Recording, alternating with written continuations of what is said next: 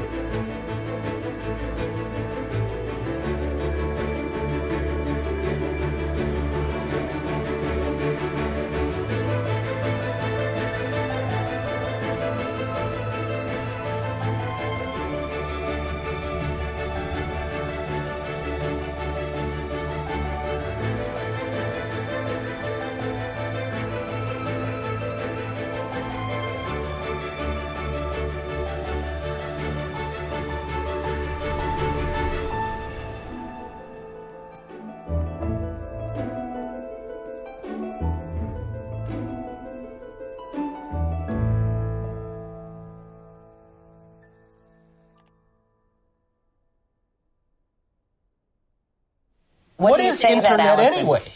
What do you mean? How does one? What do you write to it like mail? No, a lot of people use it and communicate. I guess they can communicate with NBC writers and producers. Allison, can you explain what internet is?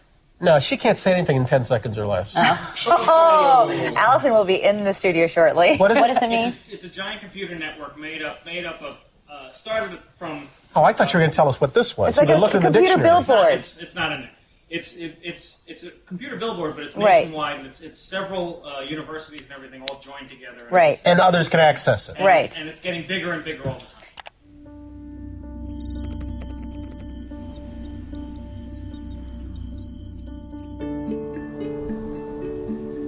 At the end of the 20th century, Silicon Valley industry titans like Steve Jobs and Bill Gates made a promise that would forever alter how we perceive the world.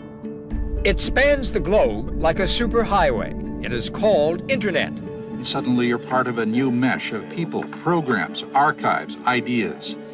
The personal computer and the Internet ushered humanity into the information age, laying the groundwork for unlimited innovation. At the dawn of the 21st century, there would be a new revolution. A new generation of young geniuses made a new promise beyond our wildest dreams.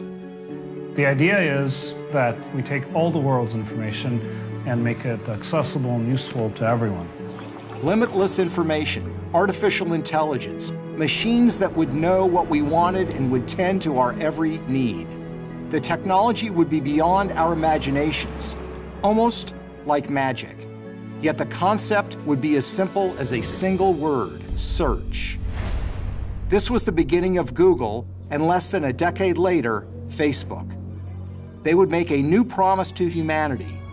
What I think so interesting about Google and Facebook is they were founded at American universities.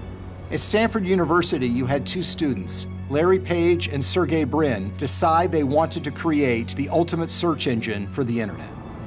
Across the country, you had, in the case of Facebook, Mark Zuckerberg, who was a student at Harvard, decided he wanted to create a social media platform basically to meet girls and to make friends. And hence, we got Facebook.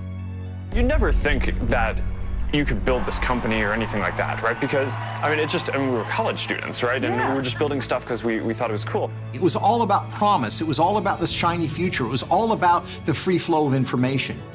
But there was also a certain idealism behind it. I think that a company like Google, we have the potential to make very big differences, very big positive differences in the world. And I think we also have an obligation as a consequence of that. Facebook and Google started with a great idea and great ideals. Unfortunately, there was also a very dark side. The goal that we went into it with wasn't to make an online community, but sort of like a mirror for the real community that existed in real life.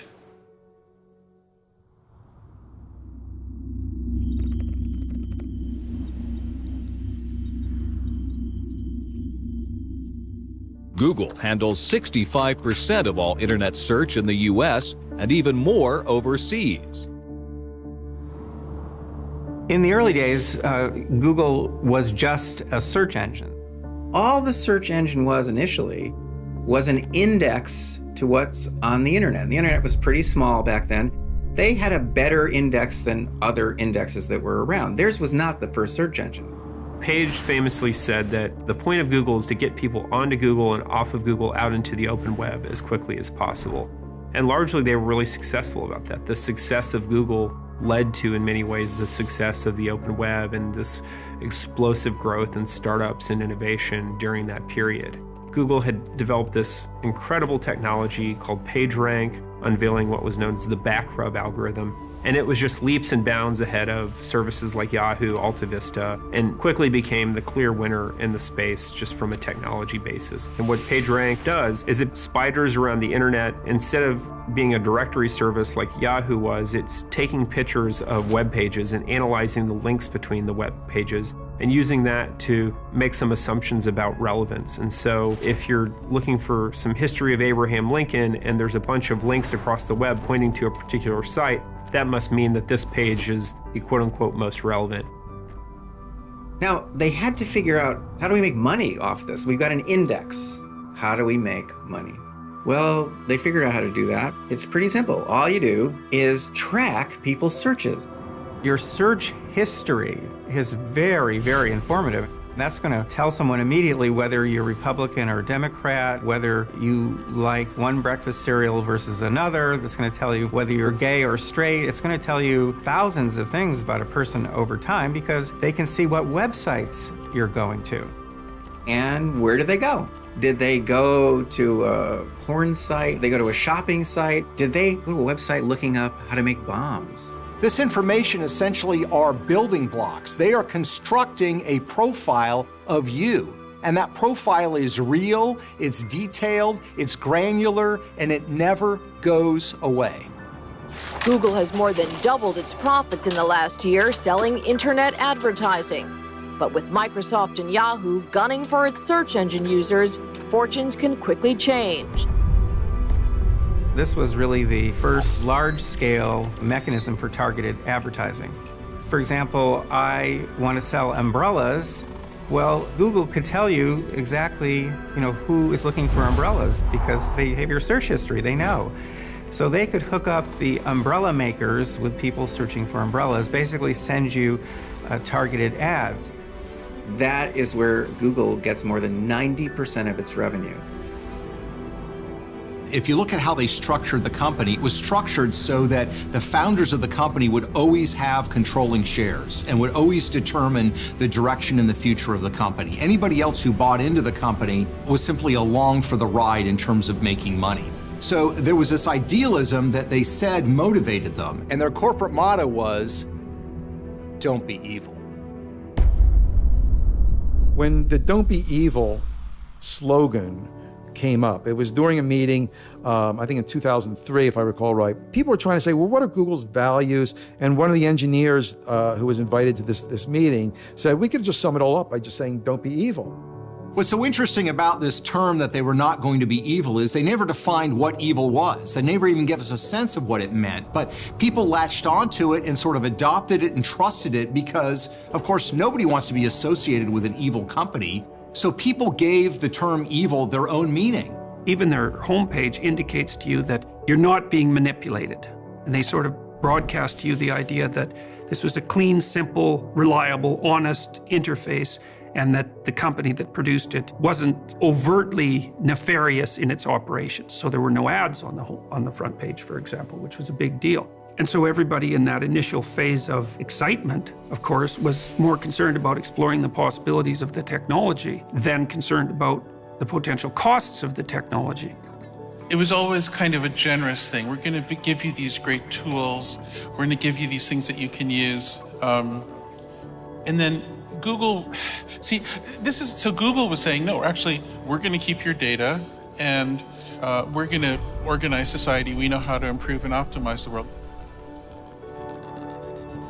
There were a couple trends, I think, led Google off of its path of being the place that just matched people with the best information on the web and led them off into the internet.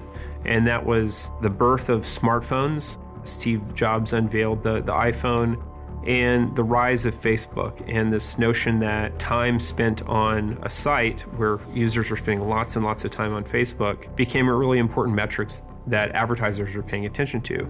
And so Google's response was basically to deviate from that original ethos and becoming a place where they were trying to keep people on Google. So they very rapidly started to branch out into other areas. They were getting a lot of information from people using the search engine, but if people went directly to a website, that's bad, because now Google doesn't know that. So they developed a browser, which is now the most widely used browser in the world, Chrome. By getting people to use Chrome, they were able now to collect information about every single website you visited, whether or not you were using their search engine. But of course, even that's not enough, right? Because people do a lot of things now on their mobile devices, on their computers. Without using their browser, you want to know what people are doing even when they're not online. So Google developed an operating system, which is called Android, which on mobile devices is the dominant operating system. And Android records what we're doing even when we are not online. As soon as you connect to the internet, Android uploads to Google a complete history of where you've been that day, among many other things. It's a progression of surveillance that Google has been engaged in since the beginning. When Google develops another tool for us to use, they're doing it not to make our lives easier. They're doing it to get another source of information about us. These are all free services, but obviously they're not, because huge, complicated machines aren't free. Your interaction with them is governed so that it will generate revenue. And that's what Google Docs is, and that's what Google Maps is, and literally now more than 100 different platforms that Google controls. Companies that use the surveillance business model, the two biggest being Google and Facebook, they don't sell you anything. They sell you. We are the product. Now, what Google will tell you is we're very transparent. There's a user agreement. Everybody knows that if you're going to search on Google and we're going to give you access to this free information, we need to get paid. So we're going to take your data. The problem is most people don't believe or don't want to believe that that data is going to be used to manipulate you.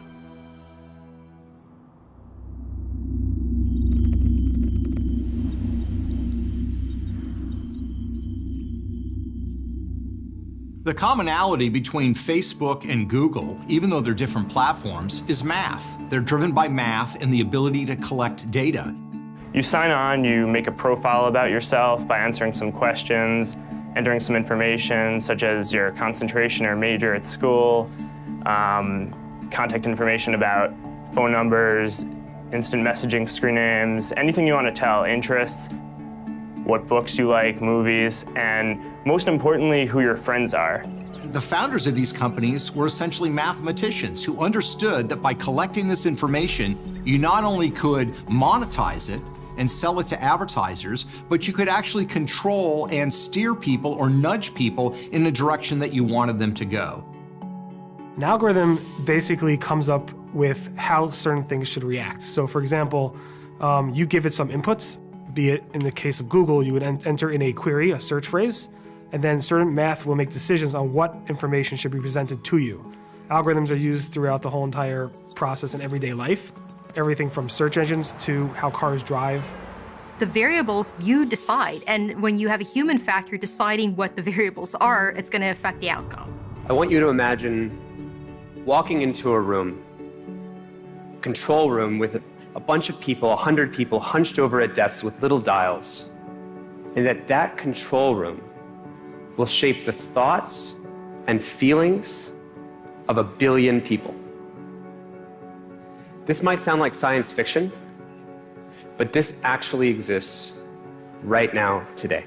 Our ethical presuppositions are built into the software, but our unethical presuppositions are built into the software as well. So whatever it is that motivates Google are going to be built right into the automated processes that sift our data. I used to be in one of those control rooms. I was a design ethicist at Google, where I studied how do you ethically steer people's thoughts. Because what we don't talk about is a handful of people working at a handful of technology companies, through their choices, will steer what 1 billion people are thinking today. What Google is essentially is a gigantic compression algorithm. And what a compression algorithm does is look at a very complex environment and simplifies it. And that's what you want when you put a term into a search engine. You want all the possibilities sifted so that you find the one that you can take action on, essentially. And so Google simplifies the world and presents the simplification to you, which is also what your perceptual systems do. And so basically we're building a giant perceptual machine that's an intermediary between us and the complex world. The problem with that is that whatever the assumptions are that Google operates under are going to be the filters that determine how the world is simplified and presented. So when you want to find something, a term, a person, do you Google it? It's really fast, no doubt about that. But are you getting the best answers to your questions? The algorithm that they use to show us search results, it was written for the precise purpose of doing two things which make it inherently biased. And those two things are, number one, filtering. That is to say, the algorithm has to look at all the different web pages it has in its index, and it's got billions of them, and it's got to make a selection. Let's say I type in, what's the best dog food? It has to look up all the dog foods it has in its database and all the websites associated with those dog foods. That's the filtering. But then it's got to put them into an order, and that's the ordering. So the filtering is biased because why did it pick those websites instead of the other 14 billion? And then the ordering is biased because why did it put Purina first and some other company second? It would be useless for us unless it was biased. That's precisely what we want. We want it to be biased. So the problem comes in, obviously, when we're not talking about dog foods, but when we're talking about things like elections. I am running for president of the United States. Because if we're asking questions about issues like immigration or about candidates, well, again, that algorithm is going to do those two things. It's going to do the filtering, so it's going to do some selecting from among billions of web pages, and then it's going to put them into an order. It will always favor one dog food over another, one online music service over another, one comparative shopping service over another, and one candidate over another. The Google search algorithm is made up of several hundred signals that we try to put together to serve the best results for each user. Just last year, we launched over 500 changes to our algorithm. So by some count, we change our algorithm almost every day, almost twice over. Now, it's possible that they're using unbiased algorithms, but they're not using unbiased algorithms to do things like search for unacceptable content on Twitter and on YouTube and on Facebook. Those aren't unbiased at all. They're built specifically to filter out whatever's bad. What happens is the best technical people with the biggest computers, with the best bandwidth to those computers, become more empowered than the others. And a great example of that is a company like Google, which for the most part is just scraping the same internet and the same data any of us can access, and yet is able to build this huge business of directing what links we see in front of us, which is an incredible influence on the world by having the bigger computers, the better scientists, and more access. As a digital platform, we feel like we are on the cutting edge of the issues which society is grappling with at any given time. Where do you draw the line of freedom of speech and so on? The question precisely is, what's good and bad according to whose judgment? And that's especially relevant given that these systems serve a filtering purpose. They're denying or allowing us access to information before we see and think. So we don't even know. what's going on behind the scenes. The people who are designing these systems are building a gigantic unconscious mind that will filter the world for us, and it's increasingly going to be tuned to our desires in a manner that will benefit the purposes of the people who are building the machines. What these algorithms basically do is they create bubbles for ourselves, because the algorithm learns this is what Peter Schweizer is interested in, and what does it give me when I go online? It gives me more of myself. I mean, it's narrowing your vision in some It's funneling my vision. It's leading me to a view of the world. And it may not be Facebook's view of the world, but it's the view of the world that will make Facebook the most money. They're attempting to addict us, and they're addicting us on the basis of data. The problem with that is that you only see what you already know. And that's not a good thing, because you also need to see what you don't know, because otherwise you can't learn. Facebook this morning is defending itself against accusations of political bias. An article posted Monday on the tech news site Gizmodo said Facebook workers suppressed conservative-leaning news stories in its trending section. And it creates a terrible dynamic when it comes to the consumption of information and news, because it leads us to only see the world in a very, very small and narrow way. It makes us easier to control and easier to be manipulated.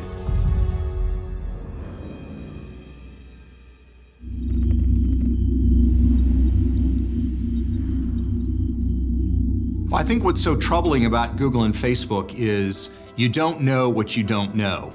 And while the internet provides a lot of openness in the sense that you have access to all this information, the fact of the matter is you have basically two gatekeepers, Facebook and Google, which control what we have access to. News organizations have to be prepared that their homepages are less important. People are using Facebook as a homepage. They're using Twitter as their own homepage. Those news streams are their portals into the world of information.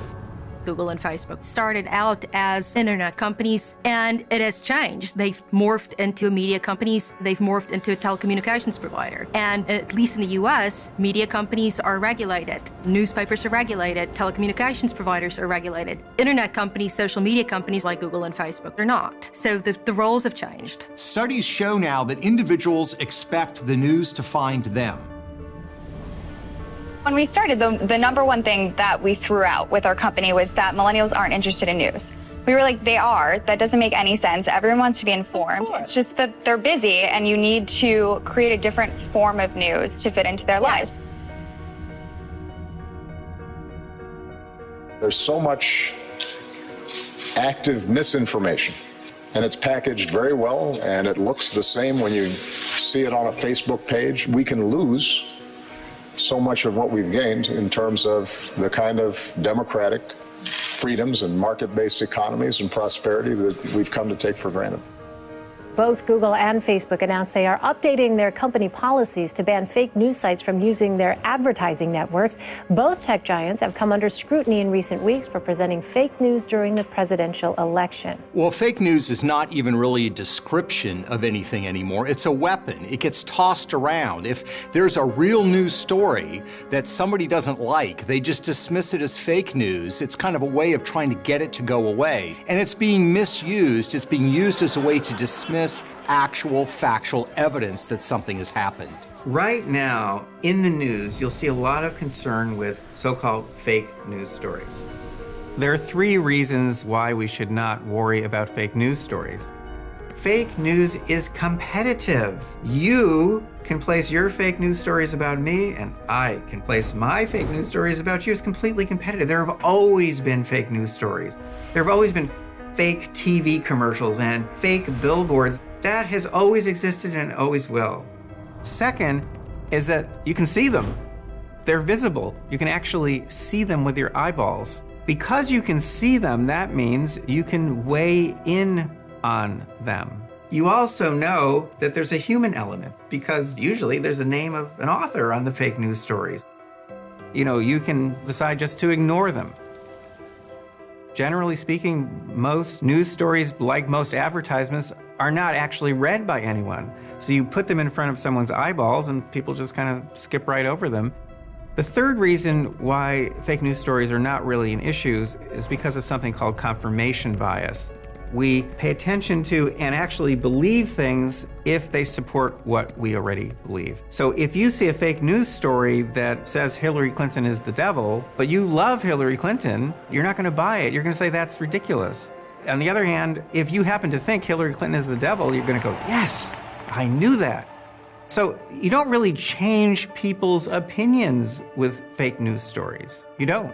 You support beliefs that people already have. The real problem is these new forms of influence that, number one, are not competitive, number two, people can't see, and number three, are not subject to confirmation bias. If you can't see something, confirmation bias can't kick in.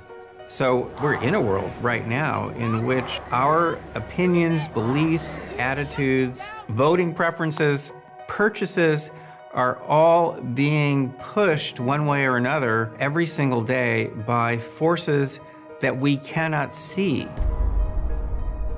The real problem of manipulation of news and information is secret. It's what Google and Facebook are doing on a regular basis by suppressing stories, by steering us towards other stories rather than the stories we're actually seeking. That's the real manipulation that's going on. Fake news is the shiny object they want us to chase that really isn't relevant to the problems we're facing today.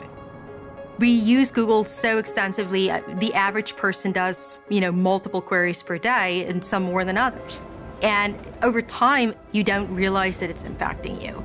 And we already know that people are not necessarily fact-checking on their own. They rely on media companies, they rely on mainstream media, they rely on companies like Google to give them answers about the world, without necessarily looking at, is that true? Facebook has become the #1 source of news for Americans.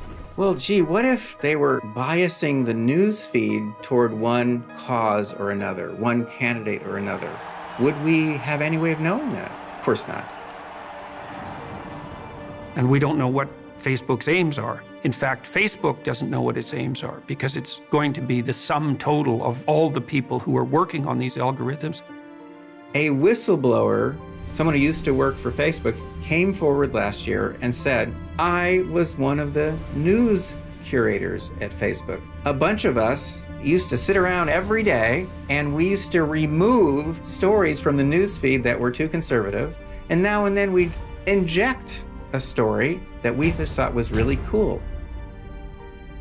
Facebook founder Mark Zuckerberg says he's committed to giving everyone a voice. He's responding to an allegation that Facebook edits conservative views out of its trending topics.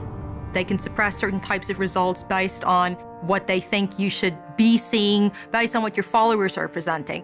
Now a new report claims that according to a former Facebook employee, the social media mega company sometimes ignores what is actually trending among its billion users if the story originated from a conservative news source, or if it's a topic causing buzz among conservatives.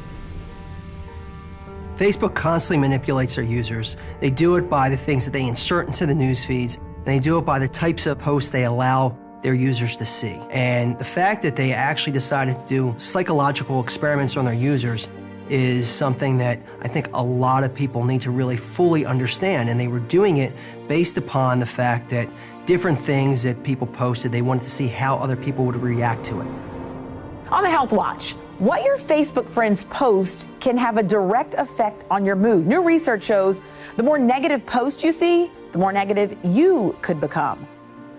So if, for example, let's say somebody wanted to post something that was on the news feed that was of a very negative story, they wanted to see how their users would react via their likes, via their statements, via their posts, and they would show people who already had a predilection to maybe having some depression or maybe having some other issues in their lives, and they can figure that out based upon your likes, based upon your connections, based upon where you're going.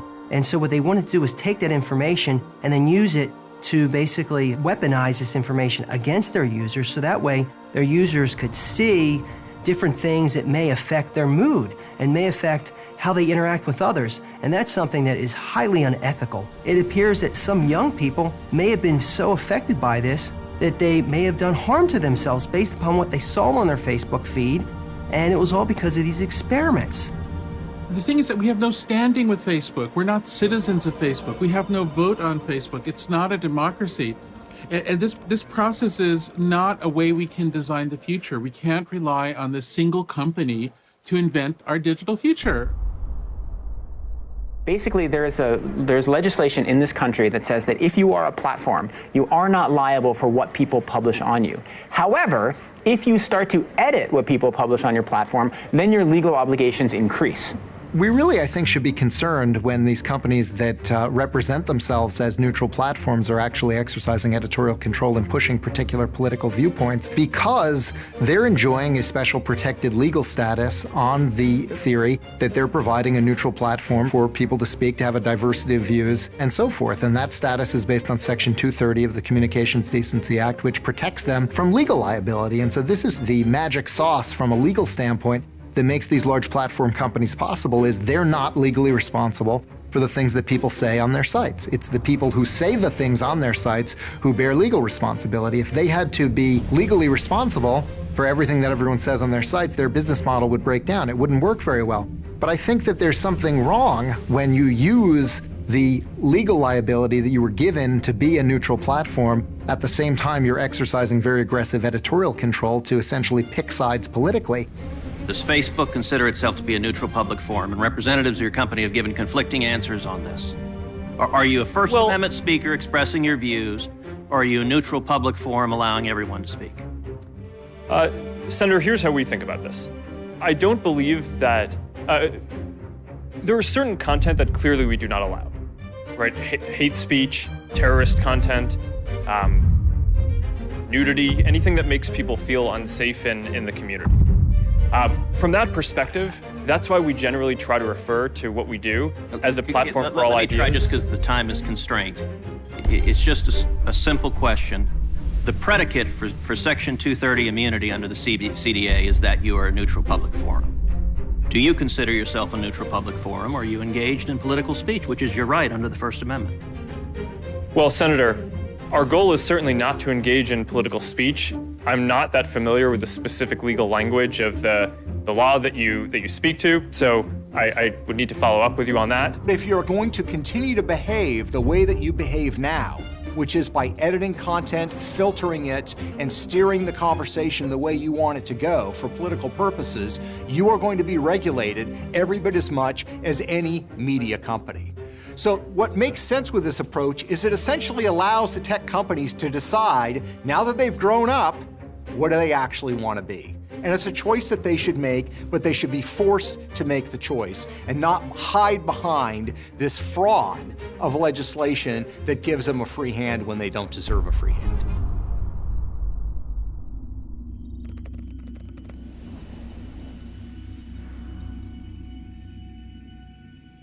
There's what I call the creepy line, and the Google policy about a lot of these things is to get right up to the creepy line but not cross it. Google crosses the creepy line every day. Not only does Google cross the creepy line, the location of that line keeps shifting. Well, it's an interesting word, creepy, right? Because it's a word that connotes horror. He didn't say dangerous. He didn't say unethical. There's all sorts of words that could have fit in that slot. He said creepy. And a creep is someone who creeps around and follows you and spies on you for unsavory purposes, right? That's the definition of a creep. You know, I don't think the typical ethical person says, I'm going to push right up to the line of creepy and stop there. You know, they say more something like, how about we don't get near enough to the creepy line so that we're ever engaging in even pseudo-creepy behavior. Because creepy is really bad, you know, it's a creepy mugger is worse than a mugger. The mugger wants your money. God only knows what the creepy mugger wants. It's more than your money. You give Google a lot of information. You're searching for the most private stuff on Google. You're searching about, you know, illnesses and diseases that your family have. You're searching about things that might be your wife might or your spouse might not want you to know about. And you're telling Google more than you would tell a family member or your spouse or a very close friend. And Google has so much information about you that it's scary. For Google alone, we're studying 3 very powerful ways in which they're impacting people's opinions. This phenomenon that we discovered a few years ago, SEAM, Search Engine Manipulation Effect, is a list effect. List effect is an effect that a list has on some aspects of our cognitive functioning. What's higher in a list is easier to remember, for example. SEAM is an example of a list effect, but with a difference, because it's the only list effect I'm aware of that is supported by a daily regimen of operant conditioning that tells us that what's at the top of search results is better and truer than what's lower in the list. It's gotten to a point that fewer than 5% of people click beyond page 1 because the stuff on page 1 and typically at the top in that sort of above the fold position is the best. Most of the searches that we conduct are just simple routine searches. What is the capital of Kansas? And on those simple searches, over and over again, the correct answer arises right at the top. So we are learning over and over and over again. And then the day comes when we look something up that we're really unsure about, like where should I go on vacation? Which car should I buy? Like which candidate should I vote for? And we do our little search and there are results. And what do we know? What's at the top is better. What's at the top is truer. That is why it's so easy to use search results to shift people's opinions. This kind of phenomenon, this is really scary compared to something like fake news because it's invisible. There's a manipulation occurring. They can't see it. It's not competitive because, well, for one thing, Google, for all intents and purposes, has no competitors.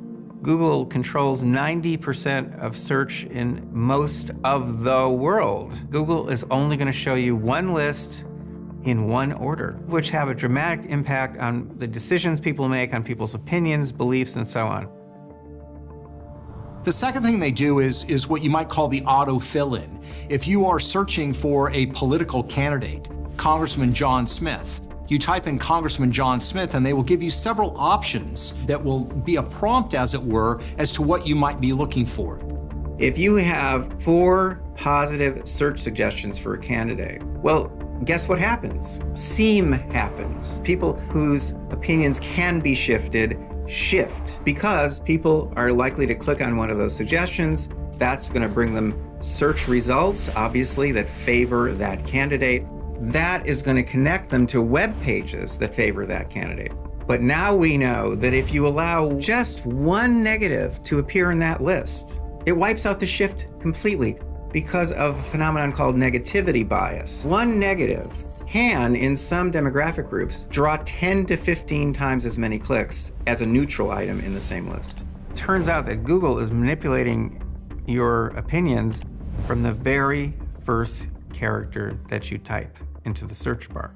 So this is an incredibly powerful and simple means of manipulation. If you are a search engine company and you want to support one candidate or one cause or one product or one company, just suppress negatives in your search suggestion. All kinds of people over time will shift their opinions in that direction where you want them to shift. But you don't suppress negatives for the other candidate, the other cause, the other product. And then third, very often Google gives you a box. So they will give you search results, but they're below the box, and up above is a box, and the box just gives you the answer. When it comes to local search, which it turns out is the most common thing people do on Google, 40% of all searches, it's not so clear. If I'm doing a search for a pediatrician in Scranton, Pennsylvania, what happens is Google still bisects the page, shoves the organic meritocracy-based information far down the page, and plops its answer box up at the top. But it's populating that box with its own sort of restricted set of information that it's kind of drawing from its own kind of proprietary sandbox. These are just Google's reviews that it's attempted to collect over the years. Users are habituated to assume the stuff at the top is the best, but instead it's just what Google wants them to see, and it looks the same. And what happens is Google is basically able to put its hand on the scale and create this direct consumer harm, because that mom searching for the pediatrician in Scranton is not finding the highest rated pediatrician according to Google's own algorithms. She's just getting served the Google thing no matter what. And that, I think, is leading to, terrible outcomes in the offline world. So Google has at its disposal on the search engine itself at least 3 different ways of impacting your opinion. And it is using them. We're talking about a single company having the power to shift the opinions of literally billions of people without anyone having the slightest idea that they're doing so.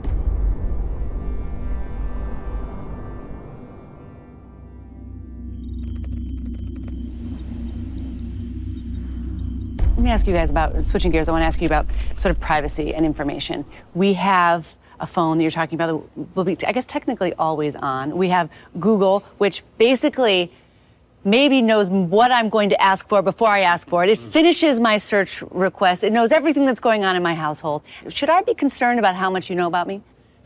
We've had this question for more than a decade at Google, and our answer is always the same. You have control over the information that we have about you. You can actually have it deleted. You can also search anonymously. You get to choose not to give us this information. But if you give it to us, we can do a better job of making better services for you. And I think that's the right answer. These computer systems naturally collect this data, but we also forget it after a while, and we've written down why and how.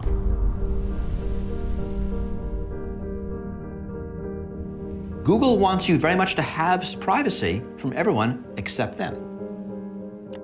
The first thing we all should do is quit using Gmail. Google stores, analyzes all Gmails that we write and all the incoming emails that we read, the ones coming from other email services. Google tracks it all. They not only track the Gmails that you write, they track the drafts of those crazy emails that you decided not to send. And the information from Gmail is then put into one's personal profile and becomes another source of information they have for sending people targeted ads. Tech giants are increasingly under scrutiny from politicians, regulators, and experts on the left and the right. Some are concerned about their growing power, even calling them monopolies. And the tension keeps building. Yet their role in contemporary life certainly isn't shrinking. We too at the NewsHour have worked and collaborated with Facebook, Google, and many other new media businesses. Journalists whom I communicate with regularly about these issues, including journalists at Time Magazine, The Guardian, The Hill, I could go on and on. They're using Gmail. Not only that, their companies are using a form of Gmail. Their emails are running through Google servers. All of their incoming and outgoing communications are being monitored by Google. This is happening also in major universities. If you entered the University of California after a certain date, guess what? You're using Gmail whether you know it or not. And it was found that Google was, yes, in fact, scanning student emails for non-educational purposes. And what those non-educational purposes were, we still don't know to this day, because Google still has not come clean with what they were doing with the information. They still haven't certified that they have deleted that data. The big challenge was when I found out that Google was scanning our student emails for advertising purposes and other non-educational purposes, I went to my state lawmakers and I tried to encourage them to introduce legislation that would ban these practices. When I went to the State House, who was there lobbying against any stronger privacy protections for our kids? It was Google and Facebook. Well, I guess it makes sense that so many parts of our life would be influenced by Google. But guess what? The federal government runs on Google. So if you're counting on the federal government to regulate Google, realize that the federal government is using Google Docs. They're using Google tools. In some cases, they're even linked to Gmail. So Google has fused itself with our federal government in so many ways. The government's motivation for using it is, well, Google's already done it. And they have this thing that works. It seems to be working pretty well for consumers. So the idea behind it was, well, hey, we'll just put some government agencies on Google Documents. Or, we'll use Google Cloud for some things. They lack the technical expertise to have the necessary security on it. And then it becomes a big embarrassment afterwards to try and keep it out of the media because people would rightfully point out there's a huge security risk. Some members of Congress are calling for an investigation of Google for secretly tracking iPhone users all over the internet, even users who thought they had blocked that kind of surveillance. You see this pattern emerging over and over again. So look at Google Street View. Google agreeing to pay $7 million to settle with 38 states over its Street View Cars collection of data from unsecured Wi-Fi networks. The Street View vehicles equipped with antennas and open source software gathered network identification information, as well as data frames and payload data being transmitted over unsecured wireless networks as the cars were driving by. It's a great tool for, say, tourists or homesick transplants, but privacy advocate Kevin Bankston says Google is being too invasive. There are a lot of people on the web who are, I think, freaked out by this. They find it kind of icky and uncomfortable. And so absent the fact that it got caught and they were fined and that they tried to cover up some of the things that they were doing and the media got wind of it, nothing would have happened to them. The new Google Home Mini has a massive problem, and it isn't even out yet. It was released to reporters for free last week to test it out. One journalist discovered his device recorded everything in earshot and uploaded it. More and more people are beginning to use these smart devices in their homes. There's two things to it that I think people need to be aware of. The fact is that it's always on and always listening, so it's collecting an enormous amount of data on their users. The other thing is the fact that it is only giving you one answer back. Okay, Google, how tall is a T-Rex? Here's a summary from the website animals.nationalgeographic.com. Fossil evidence shows that Tyrannosaurus was about 40 feet long. I think it's something we should be aware of what's happening with the bias that's being introduced, because more and more people are starting to use these units, and certainly children are using it. And kids don't have the ability to discern that it's a biased result. According to a new report by the Electronic Frontier Foundation, schools are collecting and storing kids' names, birth dates, browsing histories, location data, and much more without proper privacy protections. They went into schools and they offered their Google Apps for Education for free to schools. What they weren't telling anyone was that they're actually collecting information on our kids secretly, and they're using this for profiling purposes. We just don't know how that information is going to be utilized against them. It could be utilized against them when they apply to college. It could be utilized against them when they go in for a job. It could be utilized against them for insurance. It could be utilized against them whenever you want to buy something online. And they're taking that information and they're weaponizing it against our own kids. And guess what happened? Nothing. Absolutely nothing happened when the FTC heard about it, when the Department of Education heard about it. They took no action. So Google grew out of a PhD program at Stanford, right? They have this affinity for academics. They view themselves as academic a little bit in nature. Their campus looks like a college campus. So Google provides a ton of funding for academic institutions, individual academics all around the world. So we found something like 300 papers that were funded by Google in some way that supported Google's policy positions. They like to say, hey, we have the country's foremost academic experts behind us, and what they're not telling the public is the fact that they're actually funding these so-called independent experts, these so-called independent academics. Eric Schmidt was testifying before Congress about whether or not Google was a monopoly. He was relying on an academic study to bolster his point, but he didn't disclose that the paper was actually funded by Google. Are you concerned that your company has been, quote, exerting enormous power to direct internet traffic in ways that hurt many small rural businesses, end of quote? Extremely good and well-meaning small businesses move up and down in the rankings, but we are in the rankings business, and so for every loser, there's a winner, and so forth. I am satisfied that the vast majority of small businesses are extremely well served by our approach. And as I said earlier to Senator Klobuchar, I do believe that if anything, our system promotes and enhances small business over larger businesses because it gives them a hearing and a role that they would not otherwise have because of the nature of the way the algorithms work.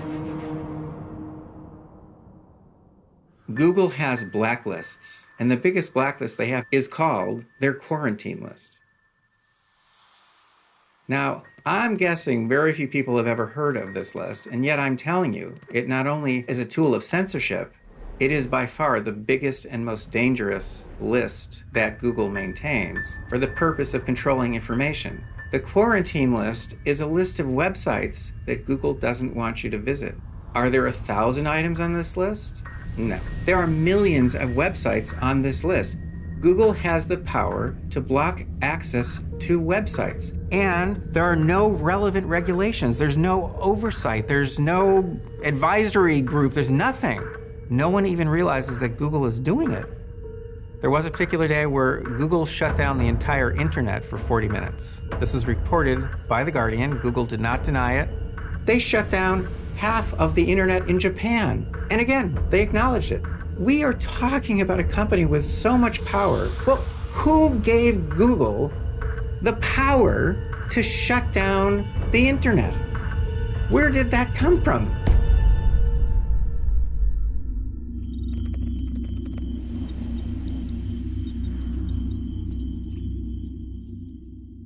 They should say, look, we are liberal or left-wing organizations. We don't want to give a forum for others. Yeah. And then I have no issue. Well, but they say that they are a public forum over our information. And that's not honest. Google has this ability, because they're such a large platform, to act as the world's most powerful censor. And it's a power and a tool that they use on a regular basis. Consider a simple case involving an eminent scholar, Dr. Jordan Peterson of the University of Toronto. Canadian professor Jordan Peterson shot to fame when he opposed a transgender law that infringed badly on the free speech rights of Canadians. Now, his speech is being suppressed in a different way. Google blocked him from his YouTube account. We don't actually know why, because Google refused to specify. I made a couple of videos at home criticizing a new law that was set to be passed in Canada, purporting to add gender identity and gender expression to the list of protected groups under Canadian human rights legislation. I was objecting to two parts of the legislation, and one part was what I regarded as compelled speech, and that was the provisions in the policy surrounding the law, making it mandatory to use pronouns of people's choice, mandatory under punishment of law. And the second is that it writes a social constructionist view of gender into the substructure of Canadian law. That's wrong. It's factually incorrect. So we now have a legal system that has a scientifically incorrect doctrine built into it. And people don't understand how dangerous that is, but I understood how dangerous it was. And that caused a real media storm, I would say, that in some sense still hasn't subsided. Google shut off my Gmail account and blocked access to my YouTube channel. And by that time, my YouTube channel had about 260 videos on it and about 15 million views and about 400,000 subscribers. So it's a major YouTube channel. But they blocked access to my mail as well, which had everything, like all my mail from the last 20 years, basically, and my calendar data, everything. They said that I had violated their policy. They said, first of all, that it was a machine that flagged me, but then it was reviewed by human beings, and they decided to continue the ban. They gave me no reason. They said I had violated their policy, but it was completely vague, and I got no reason at all. Now, I've received all sorts of conflicting reports, and so I really have no idea why it happened. I can't be certain that it was political targeting. But that's really not the point in some sense. The point is that it was arbitrarily shut off. And that's a real problem. You come to rely on these things, and when the plug is pulled suddenly, then that puts a big hole in your life. Before January 1st, 2012, I just never gave Google a second thought. I just thought it was cool and used it like everyone else does. On January 1st of 2012, I got a bunch of emails from Google saying that my website had been hacked, it contains malware, and that they were blocking access. I really got curious. Why was Google notifying me? Why wasn't I being notified by some government agency or some sort of nonprofit organization? One thing that I thought was curious was they had no customer service department. So here, they're blocking access to your websites, including my main website, except there's no one you can call to help you. That I thought was very odd for a company that big and that cool. Access was being blocked not just through Google's search engine, not just through Google's browser, which is Chrome, but access was being blocked through Safari, which is an Apple product, and through Firefox. And I was thinking, how could Google impact what happens when someone is using another product like Firefox? And it actually took me quite a while to figure out how that all worked. So that's really the event that took place early 2012, New Year's Day, that started to get me to look a little more critically, a little more professionally at Google, figuring out how this company operates. How do they do what they're doing? How big is their reach? What are their motives for doing what they do? And, over the years, the more I've learned, the more concerned I've become. Well, Dr. Robert Epstein is a world-renowned psychologist, and his work gets a lot of attention from the media. In fact, the Washington Post ran a story on the very question that Epstein had been researching. And that question is, could Google actually tilt an election? And the article was fascinating. But what's even more troubling and fascinating is what happened the day after that article appeared. That's when Google decided to shut off Dr. Robert Epstein. The next day, I could no longer access Google.com. I mean, you're seeing something here that probably very few people in the world have ever seen. You are seeing a timeout on Google.com. So I started, asking around. I started doing some research on it, and I actually found how a company like Google could, in fact, cut you off from their services. I also found in their terms of service very clear language saying they had every right to cut you off from their services whenever they pleased, with or without cause.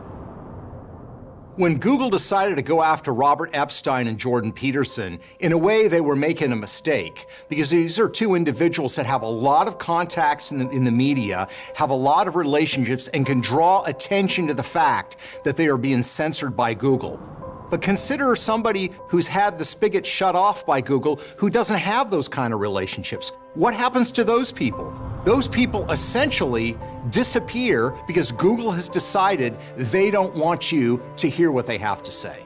You started just having smaller content providers that's doing incredibly, innocuous things on reviews of movies and expressing an opinion on something that somebody at YouTube apparently objected to. It could be a critical review of Wonder Woman, and all of a sudden the video gets demonetized. They're no longer there to be discussed. That's the problem with censorship.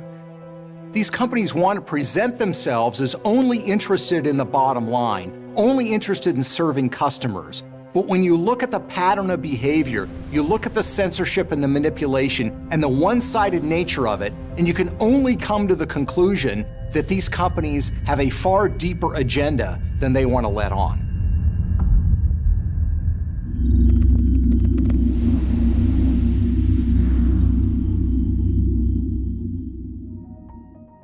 Google is definitely the biggest kingmaker on this earth that has ever existed, because it can make kings, not just in the United States, but pretty much in every country in the world. That's the thing, is people are playing with forces that they don't understand, and they think they can control them. Kingmakers aren't always benevolent forces by any stretch of the imagination, and especially when they're operating behind the scenes. Google and Facebook has the power to undermine democracy without us knowing that democracy has been undermined. If the major players in tech right now, and that's mainly Google and Facebook, banded together and got behind the same candidate, they could shift, we figured, 10% of the vote in the United States with no one knowing that they had done anything. Epstein came from a background embedded in psychology. He's a Harvard-trained PhD whose work on search engine manipulation effects has been published in the Proceedings of the National Academy of Sciences. And essentially what they set out to do was to say, if we present people with information in a biased way through a search engine, can we steer them and change their opinions? And what they found out consistently again and again, that yes, it was easy actually to shift and steer people's opinions in the direction that they wanted them to go.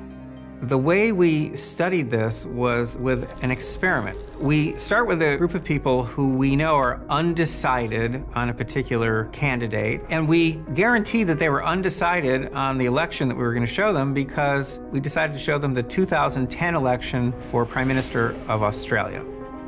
They had no preconceived notions about that election or the candidates. We give them two short paragraphs, one about the first candidate, Gillard, and the other, his name is Abbott. And then we ask them a bunch of questions about them. How much do you trust each one? How much do you like each one? What's your overall impression?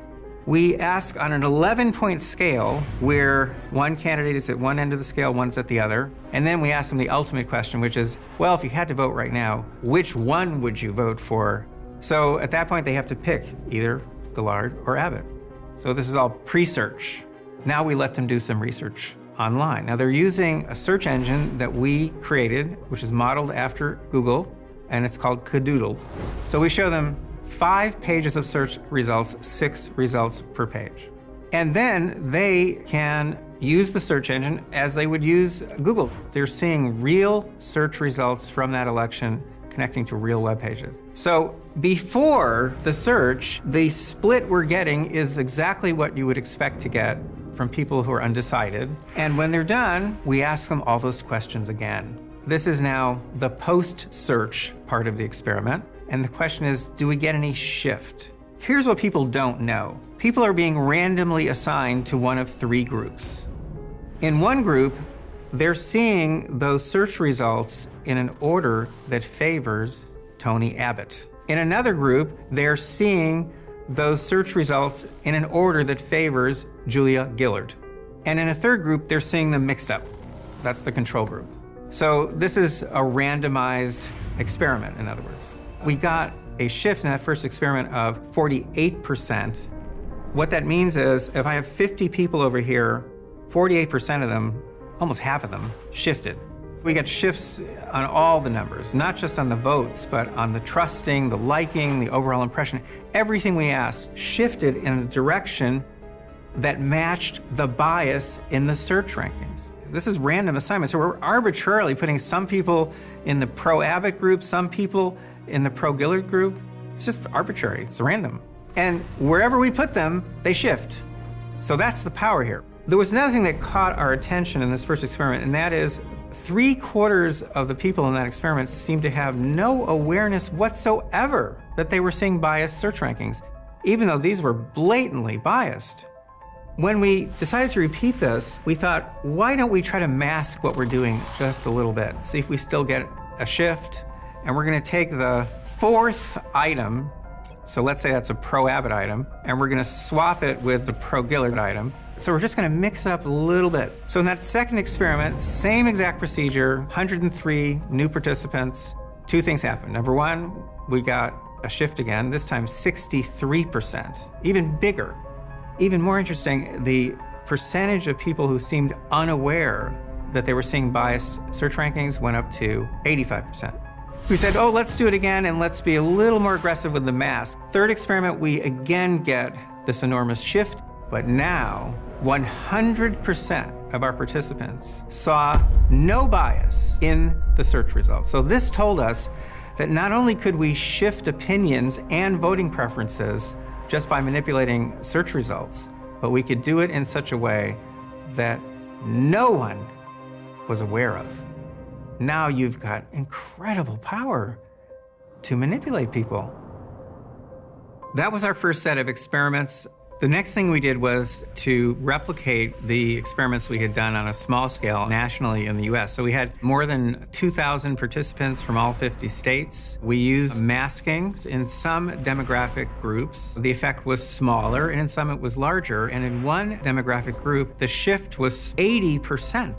Now, we also had so many people in this particular study that we could look specifically at the very, very small number of people who did notice the bias in the search rankings. And that is when we learned that the people who notice the bias shift even farther in the direction of the bias.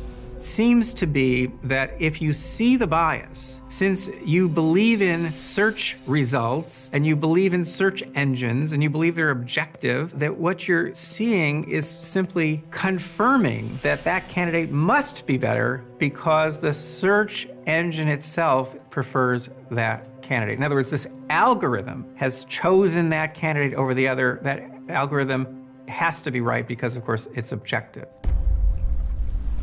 So we went to India because in early 2014, there took place the largest democratic election in history. And we recruited more than 2,000 people from throughout India to participate in the same kind of experiment. Now, We're using real voters right smack in the middle of an extremely intense campaign, and we're showing them biased search results.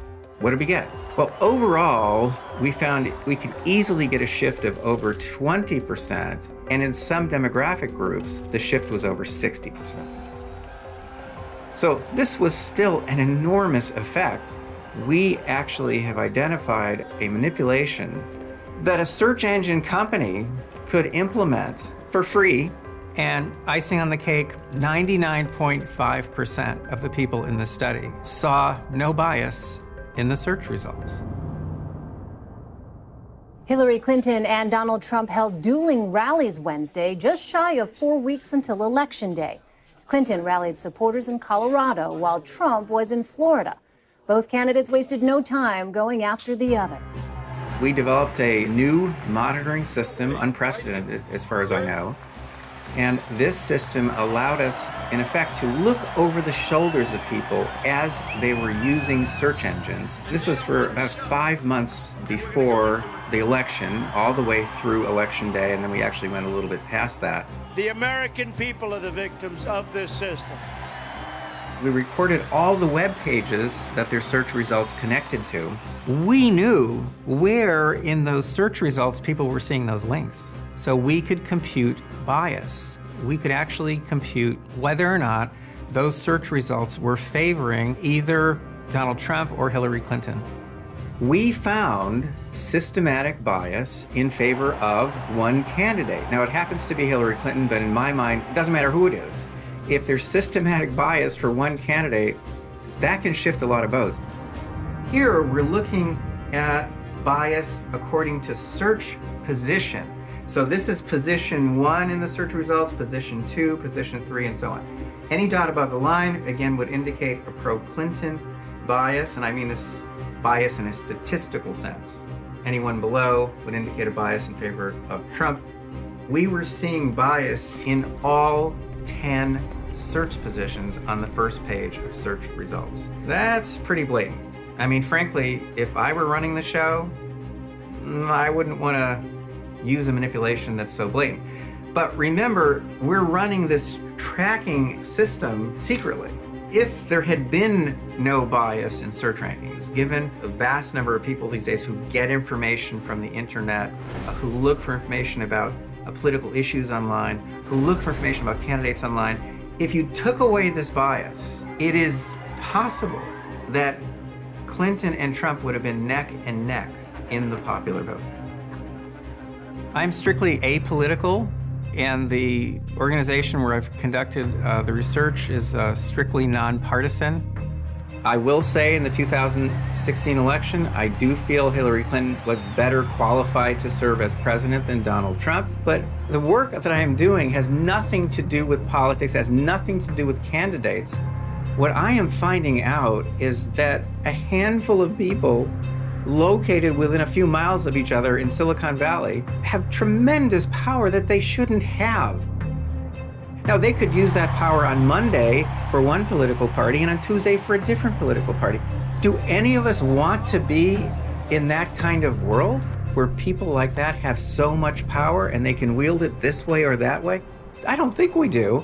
There's a reason all our political ads end with "I'm so-and-so and I approve this message," which is that if you want people to make informed decisions based on having more political speech, not less, based on not tamping down but allowing as many speakers as possible, then people need to know when they're being subjected to political speech, to political decision-making, and so forth. And so I think that certainly if they engage in that, and if that's something that they do, that needs to be in the purview of a transparency rule if Congress were to design one, because that's something that, you know, it's not that people shouldn't be subjected to that if a private company wants to do it, in my judgment, but they should know that it's happening.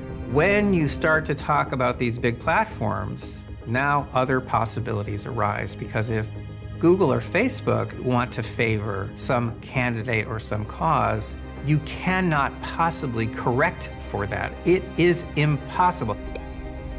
If a few months before the election, Facebook sends out go out and register reminders to certain people but not to others. So we call this TME, the targeted messaging effect.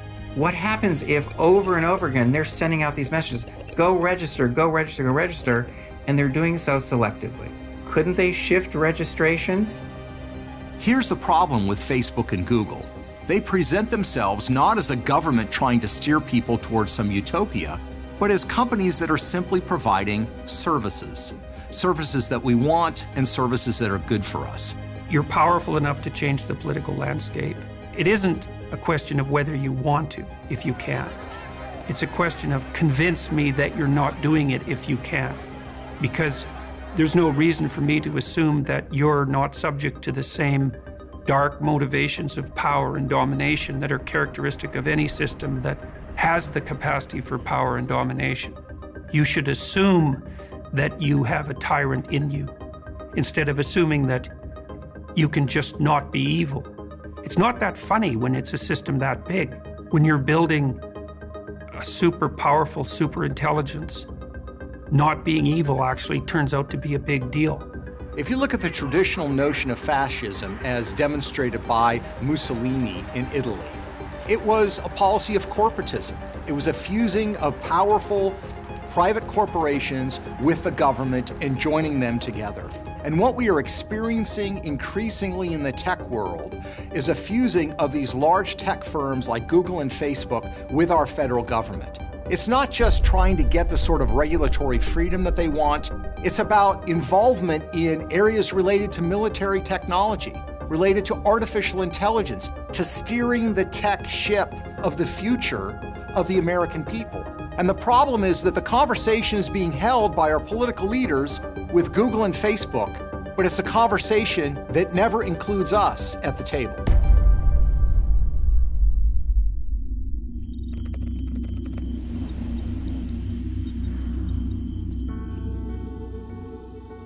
The adoption rate of smartphones is so profound that that is the information tool. And so how people get their information, what they believe, what they don't, is, I think, the project for the next decade.